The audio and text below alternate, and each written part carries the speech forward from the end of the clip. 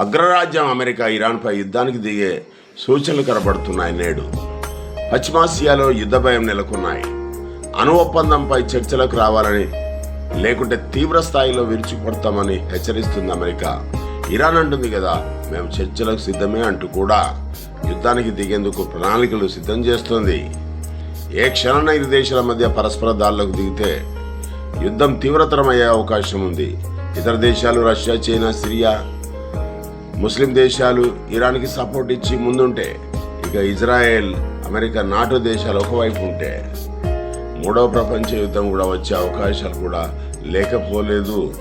ఇరాన్పై సైనిక స్థావరాలు, అణుస్థావరాలపై అమెరికా దాడులు చేస్తుంది. ఈనాడు IRGC బసీజ్ యూనిట్ సైనిక స్థావరాలపై US దాడులు. ఇరాన్ ప్రస్తుత పాలన కూలి అంతర్యుద్ధాలు వచ్చి ప్రజాస్వామ్య పాలన వచ్చే అవకాశం కూడా లేకపోలేదు అనిపిస్తుంది.